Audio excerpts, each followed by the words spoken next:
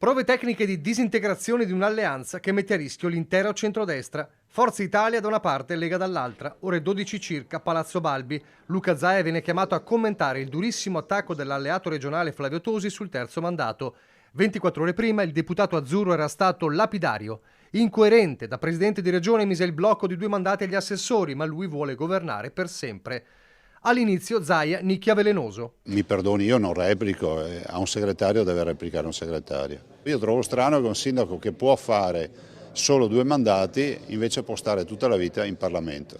Poi, ribadendo il concetto, guarda al passato. Quando io ero presidente di provincia, io sono stato eletto direttamente dal popolo, c'era ancora l'elezione diretta, ho sollevato anche allora questo problema, perché lo trovo assurdo. Ma quasi in contemporanea il numero 1 di Forza Italia in Veneto spedisce un'altra durissima nota, tornando sull'accusa di incoerenza, e stavolta allega un video datato marzo 2016, un intervento di Zaia, già presidente, durante la trasmissione di Rete 4, Quinta Colonna. Mai nessuno lo dice. In Veneto, su mia volontà, è stato introdotto anche nello statuto il blocco dei mandati. Uno fa 2 mandati, poi a casa. E penso che questo sia un bel segnale. È la forza dei social di oggi. Quando uno dice una cosa, io non l'ho cercata, mi è arrivata, perché quando uno dice una cosa gli torna prima o poi.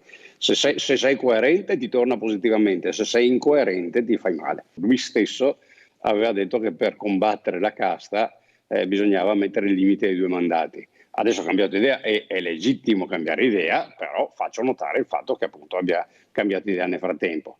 Una guerra di parole e video che ormai non può non lasciare ferite molto profonde nel centrodestra, chiamato a preparare europee, amministrative e regionali. La rottura tra Lega e Forza Italia sembra alle porte.